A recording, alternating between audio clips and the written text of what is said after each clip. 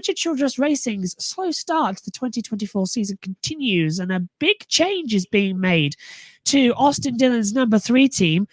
Keith Roden is out as Dillon's crew chief, and familiar faces are returning to the top of the pit box as well. Justin Alexander is back as Dillon's crew chief. This will be his 3rd different time leading Dillon's team. Meanwhile, Roden has been assigned to a different role at RCR. Now, according to Seth Sharp from NASCAR, Dillon's stats with Alexander are quite different compared to his experience working with other crew chiefs. In 166 races together, Dillon and Alexander have won 4 races, earning 14 top 5s and 39 top 10s.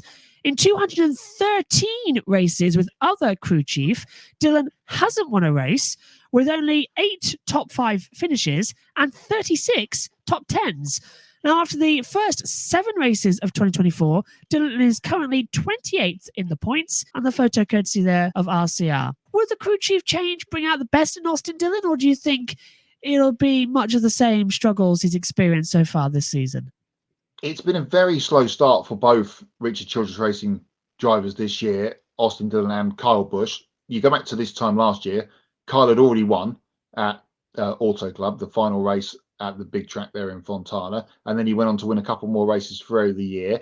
Dillon was kind of there or thereabouts to get into the playoffs, didn't quite make it in, and Kyle got to the round of 8 from memory. But this start of this season, the speed's been there from the 8 team, Kyle Busch, but he just ended up having a bit of bad luck from time to time, and then obviously got turfed off by Christopher Bell at Cota a couple of weeks ago while running in a good position.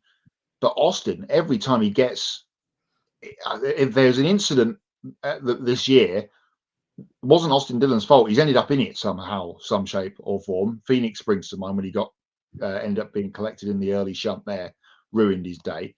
But this is looks like on paper, as you mentioned, Josh, from the stats there, that this is a good change for that team, and we've got plenty of time to, get him up the point standings. And it's not like this is 2 weeks before the end of the regular season and they're drastically scrambling to make a change to try and get him into the playoffs. So plenty of time through the summer for the free team to get things rolling, and we'll see what happens. Ben says, I hate to say it, but if you've gone through this many crew chief changes with one driver, your problem might be the driver rather than the crew chiefs.